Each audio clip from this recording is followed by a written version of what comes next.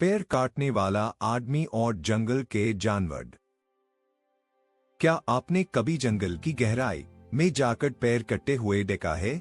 चलिए मिलते हैं रोहन से, जो रोज ऐसे ही पेड़ काटा है। सुबह होते ही रोहन अपनी तेज कुल्हाड़ी लेकर जंगल में जाता है। वह ऊंचे शीशम, पुराने बरगद और मजबूत ओक के पेड़ काटा है। रोहन इन पेड़ों की लकड़ी शहर के व्यापारियों को बेचता है और उससे अपने परिवार का गुजारा करता है। लेकिन क्या आपने सोचा है, इस लकड़ी के पीछे जंगल के जानवर क्या महसूस करते हैं?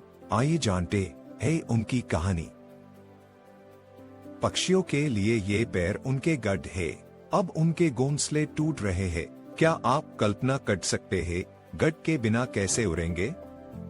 पंडरों के लिए पेड़ शाखाओं से जुड़ना सबसे मजेदार खेल है, पर अब उनकी शाखाएं कम हो रही है। हेनों के लिए पैरों की पट्टियां भोजन है और कम पैरों का मतलब कुपोषण। आप भी भूखे रहिए जब सब खाना खत्म हो जाए। और बाघ, जंगल का राजा, अब अपनी शिकार वाली जगह को रहा है। उसकी ताकत में भी फर्क आ रहा है। एक शाम चांदनी के नीचे सभी जानवर इकट्ठे हुए और उनके बीच चिंता की लहर दौड़ी।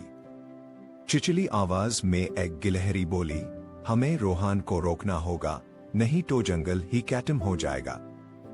हिरन ने घबराकर कहा, पर उसे कैसे रोके?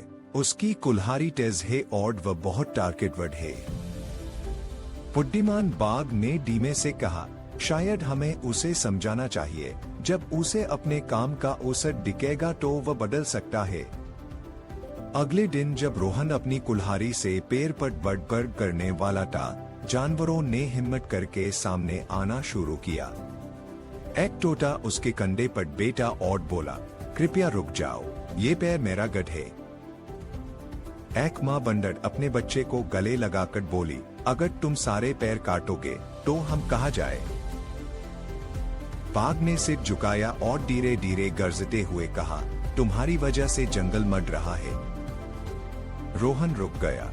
उसने पहली बार सोचा, क्या मैं सच में जंगल को नुकसान पहुंचा रहा हूं? उसने देखा कि जंगल पहले जैसा घना नहीं रहा।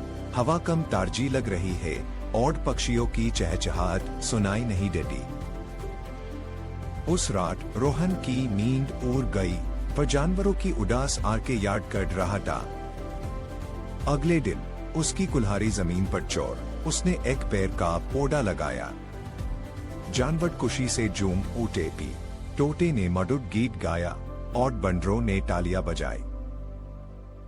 बाघ ने सहमति में सिर हिलाया। जंगल की हवा फिर से ताजी होने लगी। क्या आपने कभी ऐसा चमत्कार देखा है? समय के साथ रोहन जंगल का रक्षक बन गया। वह हटकटे पैर के बदले नए पैर लगाता।